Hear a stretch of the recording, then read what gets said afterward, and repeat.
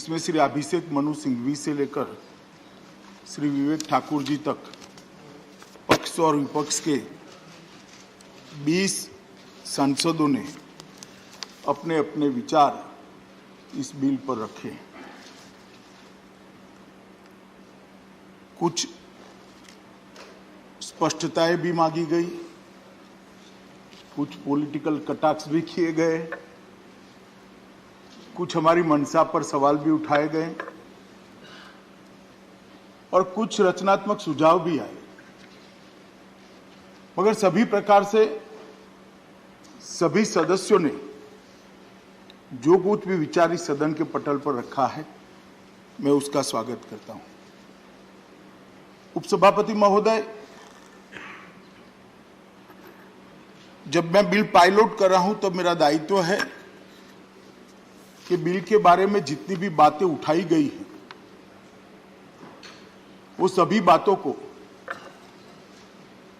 Bill pilot करने वाले मंत्री के नाते स्पष्टता मुझे सदन के पटल पर रखनी चाहिए और मैं एक एक कर सभी चीजों का जवाब इस सदन के सामने रखने का प्रयास करूंगा। सबसे पहले ये बिल लाने की भारत सरकार की संवैधानिक क्षमता पर सवाल उठाया गया कि भारत सरकार ये बिल ला सकती है या नहीं ला सकती। और उस वक्त मान्यवर 1.5 साले फेडरल स्ट्रक्चर और बाकी सारी चीजों के भी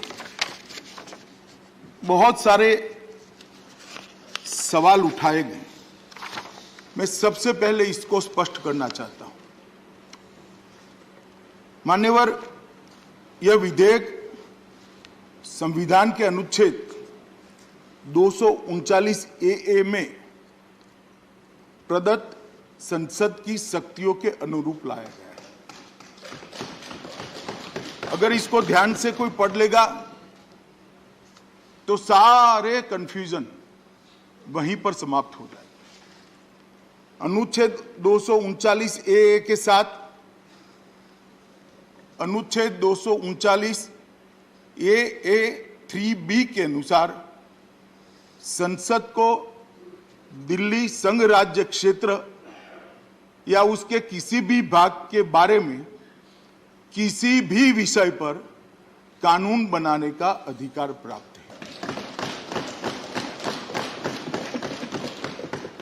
इसके अतिरिक्त अनुच्छेद 239 ए 3C, इसके तहत संसद को राष्ट्रीय राजधानी क्षेत्र दिल्ली विधानसभा द्वारा बनाए गए किसी भी कानून को संशोधित करने का, उसके स्वरूप को बदलने का या उसको निरस्त करने का भी अधिकार प्राप्त है।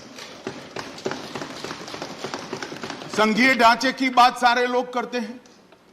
कल कोई तमिलनाडु में हो जाएगा, गुजरात में हो जाएगा, महाराष्ट्र में हो जाएगा।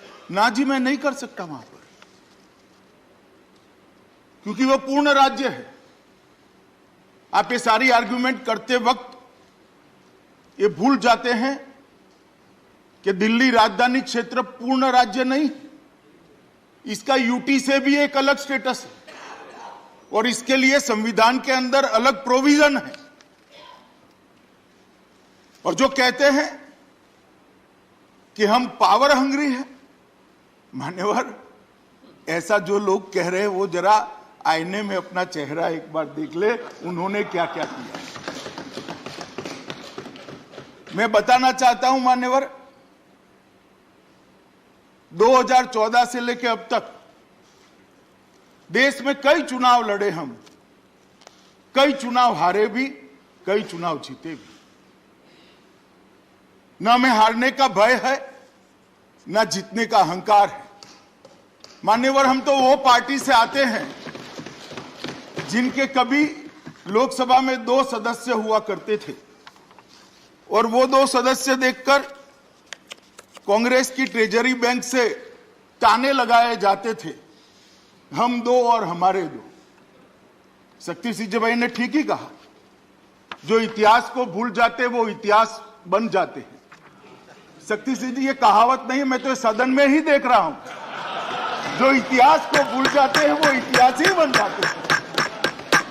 जो ताने लगाते थे साहब हमें कि हम दो हमारे दो, उनको मालूम नहीं था लोकतंत्र में सर्वशक्तिमान परिवार नहीं होता है, 130 करोड़ की जनता हो,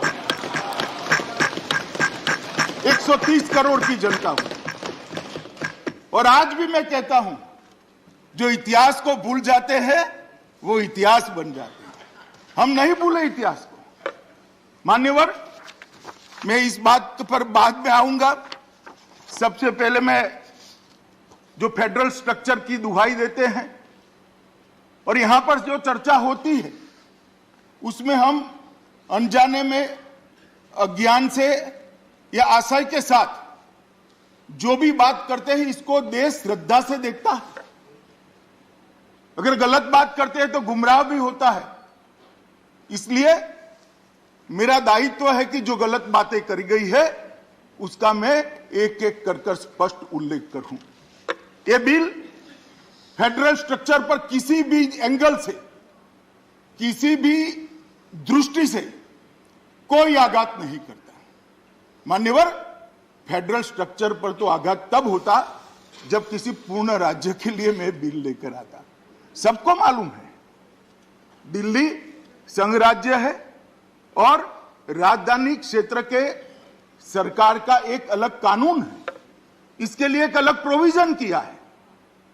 और जो लोग सत्ता में हैं और हर रोज आहे तौबा करते हैं, उनको चुनाव लड़ते वक्त ये देख लेना चाहिए कि लड़ने के बाद कितने अधिकार मिलेंगे। अगर ये अधिकार से संतुष्टि नहीं है तो नहीं लड़ना चाहिए।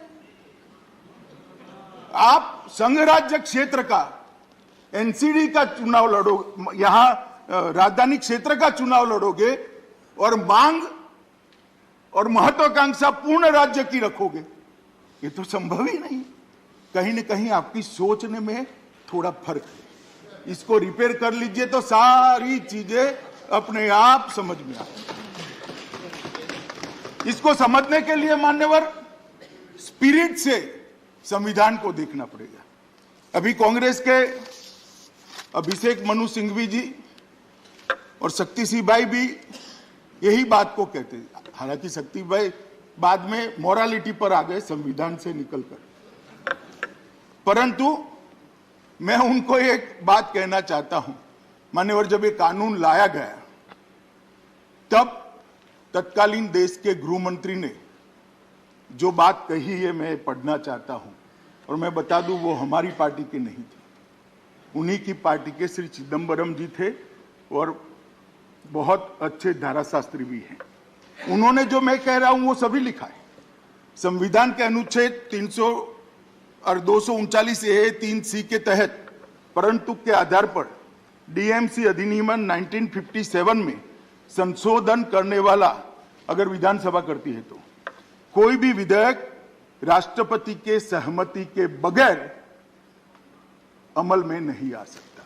एक, इसके अलावा संसद के पास केंद्र शासित प्रदेश GNCDTD के लिए किसी भी मामले, ब्रैकेट में उन्होंने स्पष्ट किया अपनी पेन से, अर्थात तीनों सूचियों में से कोई भी मामला के संबंध में कानून बनाने की समवर्ती शक्तियां निहित है।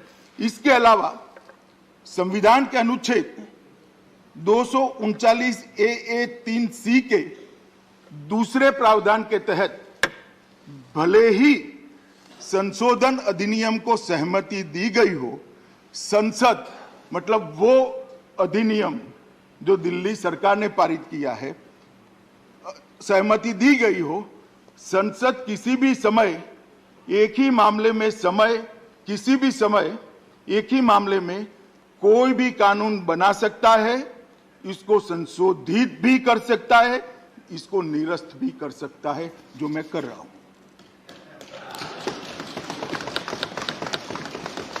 अब मुझे तो ये समझ में नहीं आता कि आज चिदंबरम साहब क्यों नहीं आए। होते तो काफी स्पष्टता हो जाती, वही खड़ा होकर इनको समझा देते कि बैठ जाओ भैया, मैंने ही कहा है, आप काहे बेचारी बवाल कर रहे हो। अगर होते तो कह भी देते मान्यवर, मगर मालूम नहीं कल मेरा भाषण सुनकर ना आए या इनको थोड़ी सरलता रहे बात करने की, इसलिए नहीं आए। मैं कल पूछने का प्रयास करूंगा अगर मेरा फोन वो उठाएंगे तो। मान्यवर अभिषेक मनु सिंघवी जी ने अपने भाषण के अंदर लोकतंत्र, फेडरल स्ट्रक्चर, ये सारी बातें कही।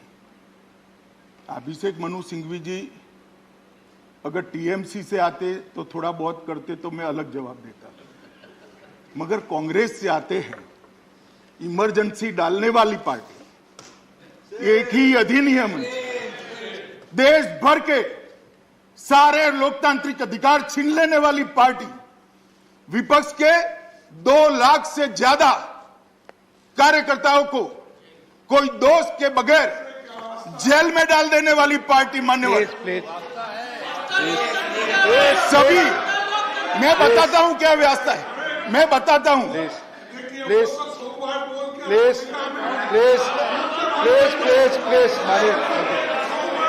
माननीय गृह मंत्री जी बोले, कृपया सीट पर बैठकर। मान्यवर प्लीज, सारे देश के अखबारों की स्वतंत्रता का गला घोटने वाले पार्टी, पिक्चर के गाने ड्यूएट होते थे, वो भी किशोर कुमार की आवाज छुपा देने वाली, कटवा देने वाली पार्टी आज लोकतंत्र की दुहाई दे रही है।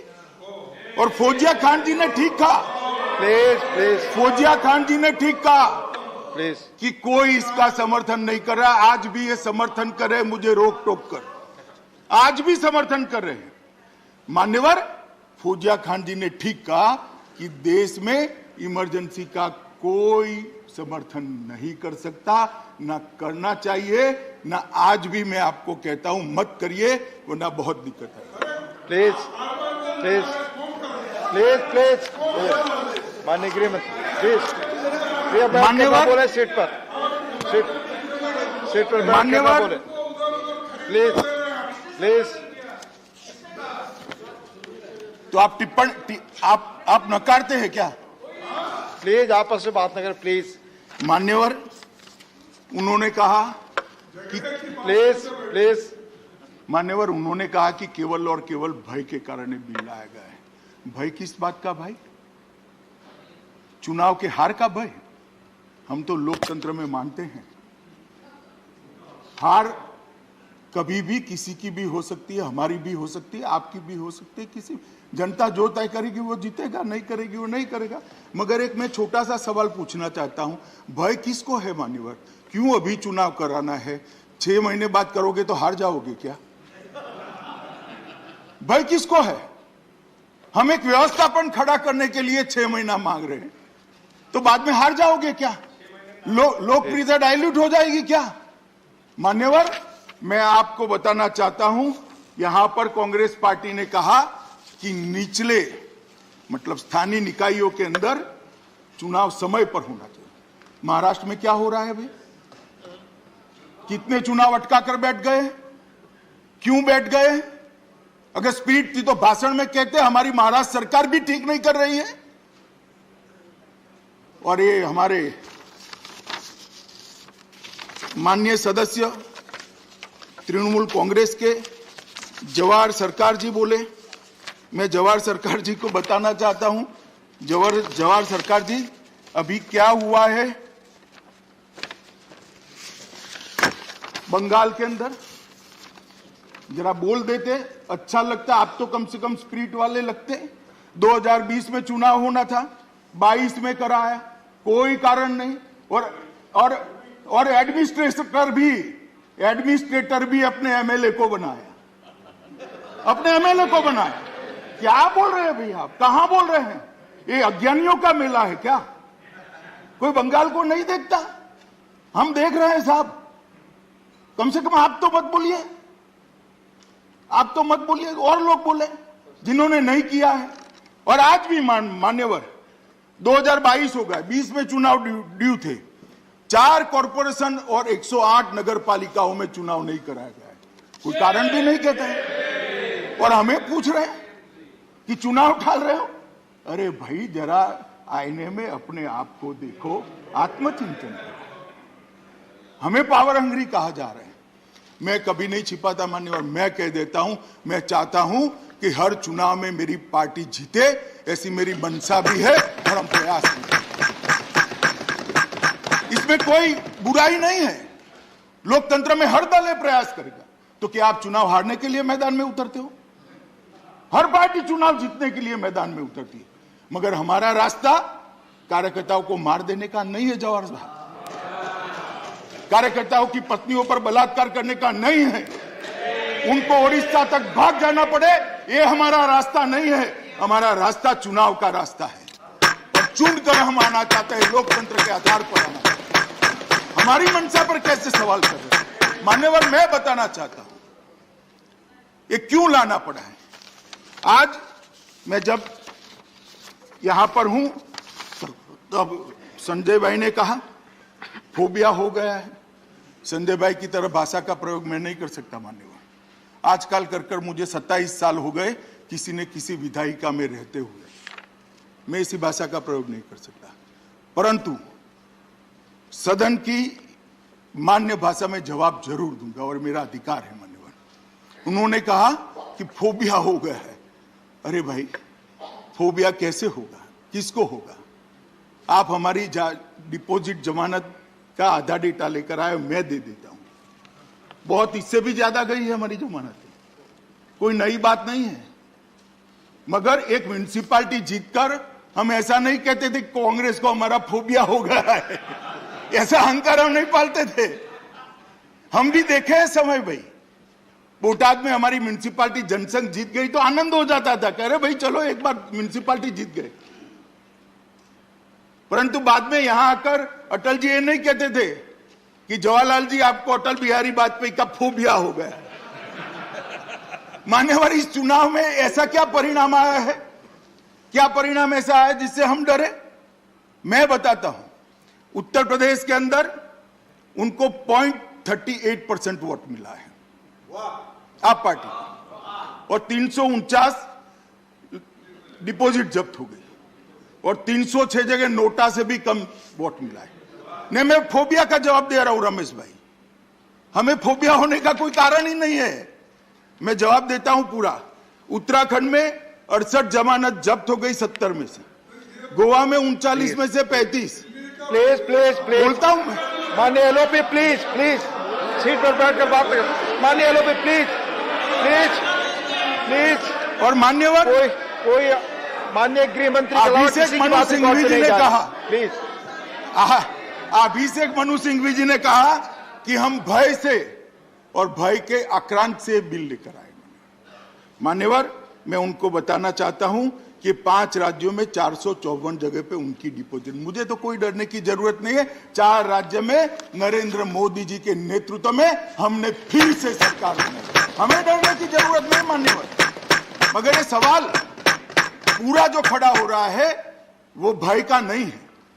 जिस प्रकार का, अब मैं फिर से सवाल कहता हूं, फिर से शब्द प्रयोग करूंगा, सौतेला व्यवहार आप पार्टी की सरकार ने तीनों निगमों के साथ किया है, इसके कारण ये बिल लेकर आना पड़ा।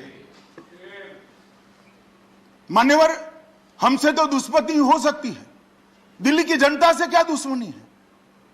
उन्होंने तो आपको वोट दिया है, सरकार बनाने का मौका दिया है।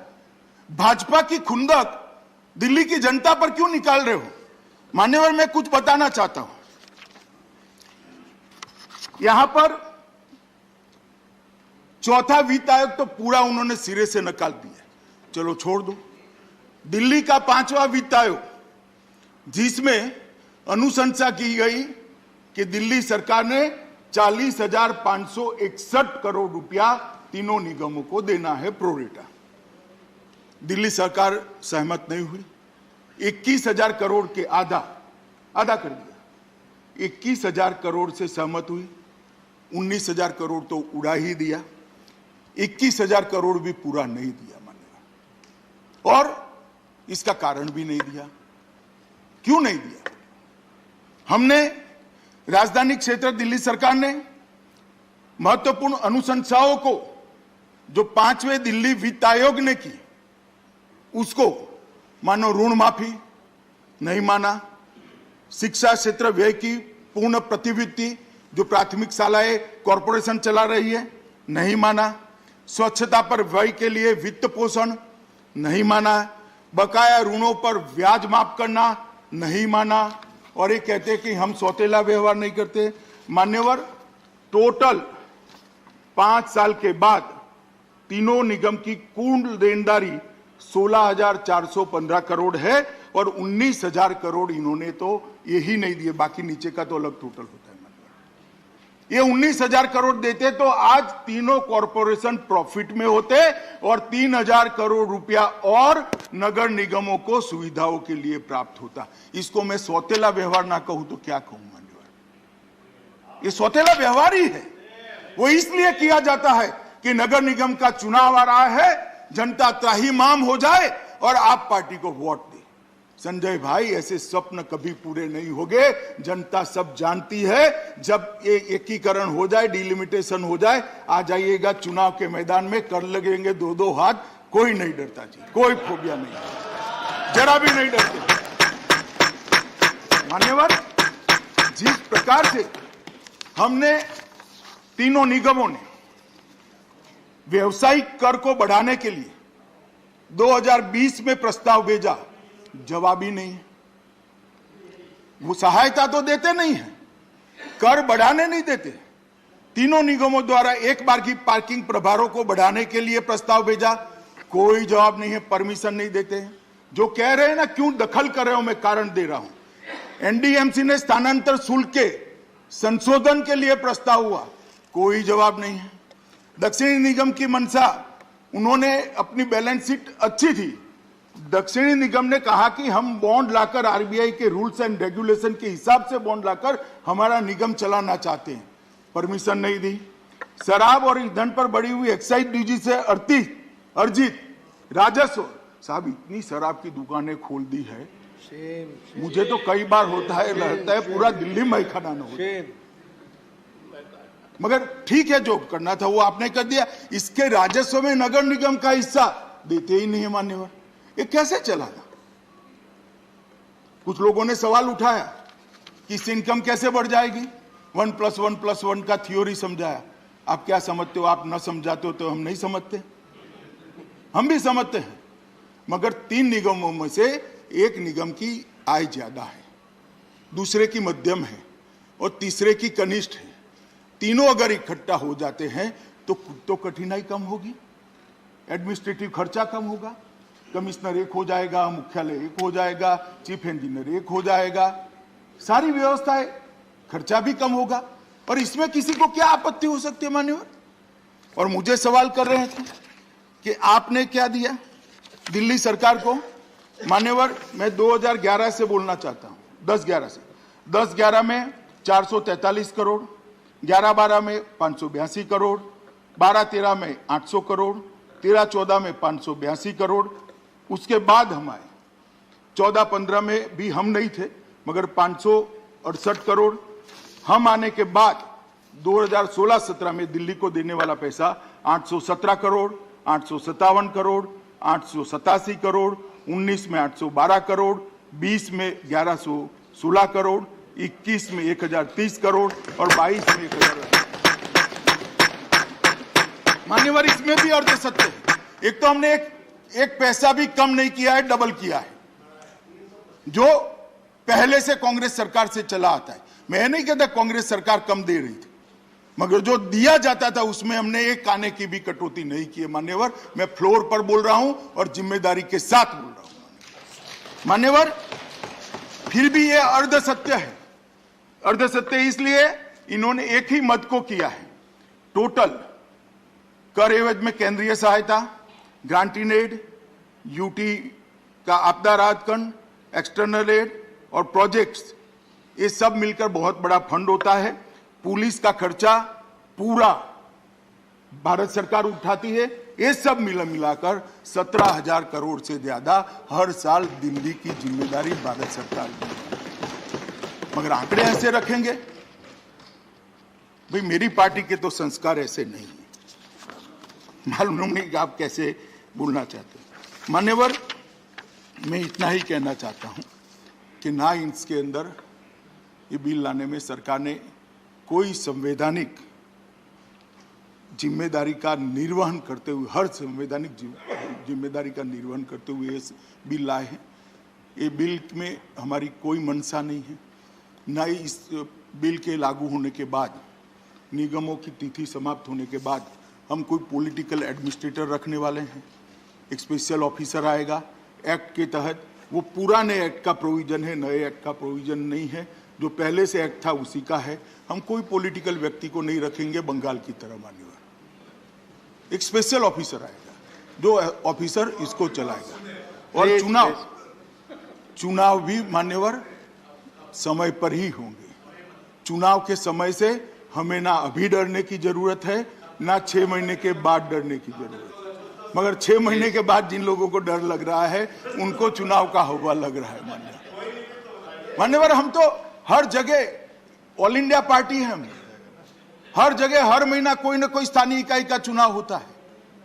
और हमारी देश में बहुत सारी सरकारें हैं, बहुत सारी जगह पे अलग पार्टी की म्युनिसिपल कॉरपोरेशन है। कभी हमने दोहरा व्यवहार नहीं किया। कांग्रेस के शासन में बहुत सारी म्युनिसिपल कॉरपोरेशन हमारी भी है, कहीं हमारे पास आज तक दोहरा व्यवहार नहीं हुआ। ये पहली बार दिल्ली में सौतेले मां जैसा व्यवहार करने की परंपरा हुई है। दिल्ली की जनता इसको अच्छे से जानती है। मुझे लगता है हमारे गुजरात में कहावत है, हवेली लेता वडोदरू खोलू। एक गायकवाड़ की हवेली थी अहमदाबाद में, वो लेने के लिए गायकवाड़ सरकार हमला लेकर आए और कोई बड़ोदरा ही पूरा छिन गया था। अगर आप इस तरह से सत्य जो नहीं है वो बताते रहेंगे, असत्य बात सदन के अंदर करते रहेंगे, तो मान्यवर एमसीडी लेते लेते दिल्ली सरकार शायद आपकी न चली जाए, इसकी जरा चिंता करना। क्योंकि एमसीडी पर जो प्रताड़ना आप कर रहे हो, एमसीडी को जो आप प्रताड़ित कर रहे हो, वो एमसीडी को नहीं कर रहे हो, दिल्ली की जनता को कर रहे हो। दिल्ली की जनता भी मेरा ये भाषण सुन रही है मान्यवर, और जाकर हम गली मोहल्ले में बताएंगे भी। इसलिए हमें चुनाव से डरने की कोई जरूरत नहीं है। एक आनंद फानंद में बहुत बड़ी गलती हो गई थी, शायद वो गलती के बाद भी राज्य सरकार का सौतेला व्यवहार न होता तो निगम चला भी लेते। मगर आज स्थिति ऐसी हुई है मान्यवर कि चलाना असंभव है।